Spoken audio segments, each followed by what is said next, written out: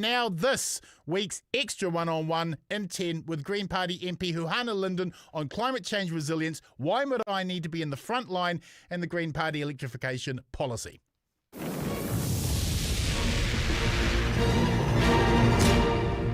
Kia ora, comrade. Welcome to the show and thank you for being available to the Fourth Estate. Your democracy is grateful.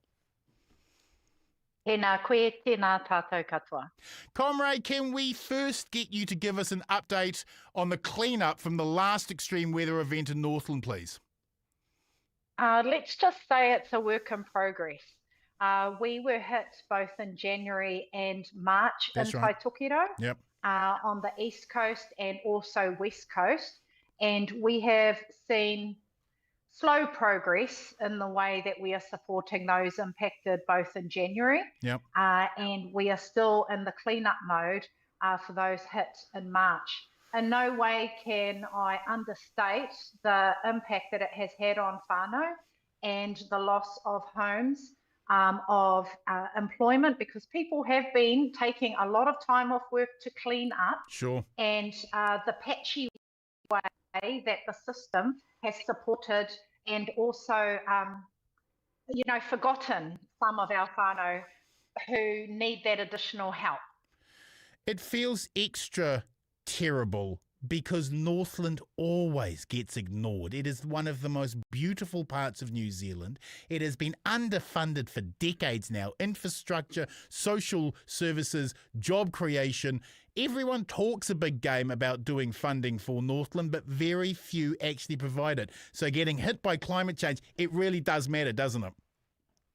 Yeah, absolutely. And as coastal people and inland whānau, water is the biggest risk, whether it is flooding or whether it is erosion. We have lost access to communities and seen massive slips that have shut off coastal whānau in Ngāti Wai. And then in Hokianga, where we've had massive silt deposits and slash from the hills have come down into the Whirinaki Valley and beyond. And with whānau that are houseless right now, it is difficult. And I've just been contacted again to support following up for whānau who are displaced.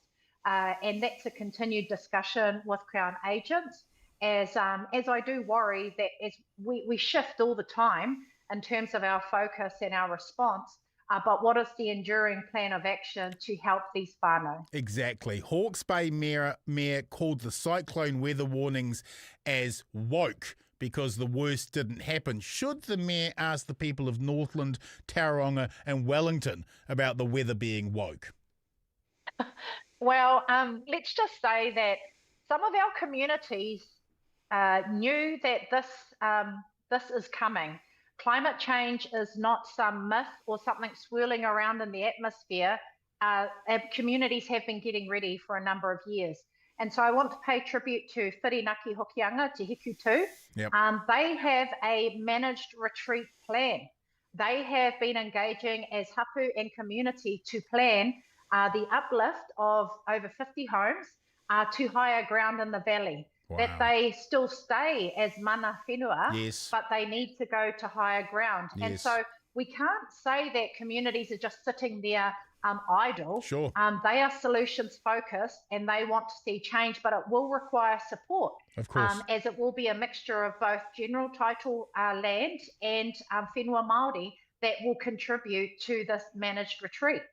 Marae around the nation always open their space to everyone in the community who needs help during a natural disaster. They are on the front line of climate change, yet the Labour-era Emergency Management Bill was scrapped in 2024 because National Act and New Zealand First were against the co-governance language.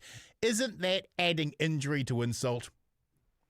Yeah, and the rubber does hit the road in times of crisis, and Māori stand up. And their doors are open to the entire community. Exactly. Our marae are very low on the ground in terms of the human capital. It's a struggle every day to keep their lights on and pay the insurance. But when time comes, like the storms that we're having, marae are there to help. And so it's a community effort. And I've been fortunate in my time being the CEO of Ngāti Wai Trust Board to support marae resilience tangibly with solar panels, with supporting the emergency pods being established. We have batteries going into marae. We have these civil defence plans because finally, you know, CDM, Civil Defence, started recognising the importance of marae as a part of the rich fabric of connections and the wider robustness of the system. So finally, we're starting to get recognised. The Greens in their State of the Planet address hammered home the desperate need to get away from fossil fuels and focus on 100% sustainable electrification. Why is the government dragging its heels? Yeah, it's crazy to think that, you know, we have this continued over-reliance on fossil fuels. There is an opportunity for us to harness ngā hihi o tamanui te rā. It's right there. You know, let's harness that. And, you know, if we were to think about solar on all of our public buildings, solar on our schools, solar on our marae, solar on our homes, you know, like simple stuff. If we invest in it, it will help our communities to be resilient. And as we have right now with the fossil fuel crisis, hey, public transport. How about that? You know, rural communities don't have public transport. We need subsidies. Yeah.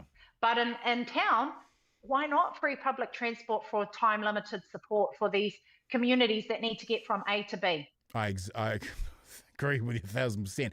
I don't think climate change is a scientific debate any longer. It's a cultural debate. There are many Kiwis who just don't want to admit the Greens were right all along and can't bring themselves culturally to admit that. What would you say to the climate deniers as we face more extreme weather? These weather events are not 1 in 100-year events. Come to Hokianga, come to Tai Tokerau. This is a lived reality of many of our communities across Aotearoa, even here in Wellington right now. Right. So let's not close our eyes being ignorant that it's not happening and that we are not robust, we are not sustainable in the way that we're viewing the entire system, and we need to gear up quickly and with purpose. And so what we're encouraging is the fact that we do need to have that plan, that, you know, and in the change of industry, you know, the electrification of industry. There are many avenues available. If we invest in it, if we show the plan, we will change. It's a culture change. National Act in New Zealand first voters might not believe in climate change, but their insurance companies sure do. Research out today shows that a storm is hitting New Zealand every 8 days. How long can our denial about that reality last?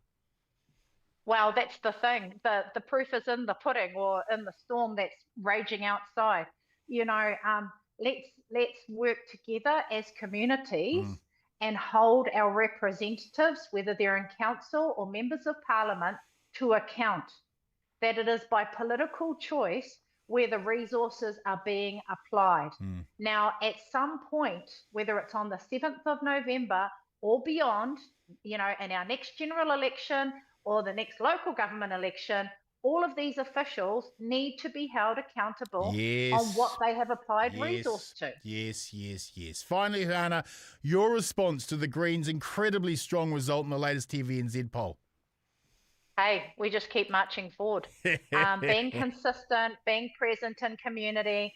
I'm a dedicated community MP. You are. I'm only a list MP, but I'm out there and I'm doing the mahi. My gumboots are in my car every day and I'm ready for whatever's coming my way.